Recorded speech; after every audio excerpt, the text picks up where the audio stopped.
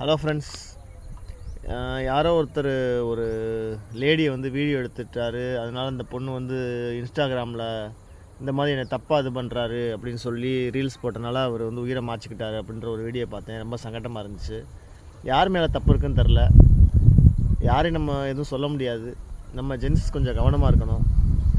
நம்ம மேலே தப்பு இல்லை அப்படின்னும்போது நம்ம வந்து அதை ப்ரூவ் பண்ண பார்க்கணும். எதுக்கு உயிரெல்லாம் மாச்சிக்கணும்? இது வந்து ஒரு சீரியஸான இஷ்யூ. ஆனால் அதை வச்சுக்கிட்டு சில பேர் இன்ஸ்டாகிராமில் காமெடியாக வீடியோ போட்டுக்கிட்டு இருக்கீங்க. அப்படின்னா அதோட மதிப்பு என்ன ஆகுறது? மேலே தப்பு இருந்த பட்சத்தில் அந்த பொண்ணு வந்து பக்கத்தில் இருக்க யார்கிட்டையாவது கம்ப்ளைண்ட் பண்ணியிருக்கலாம், இல்லை போலீஸில் கூட கம்ப்ளைண்ட் பண்ணியிருக்கலாம். அதை விட்டுட்டு வீடியோ எடுத்து போட்டிருக்காங்க. பரவாயில்ல, அவங்களுக்கு தோணுனதை பண்ணியிருக்காங்க. அது யார் பக்கம் தப்புன்னு தெரியல. இருந்தாலும் அவர் வந்து கொஞ்சம் நிதானமாக இருந்திருக்கலாம். தன்னை வந்து ப்ரூவ் பண்ணியிருக்கலாம். ஒருவேளை அவர் பண்ணது தப்பு அப்படின்னு தெரிஞ்சால் அதை மாற்றிக்க முயற்சி பண்ணியிருக்கலாம்.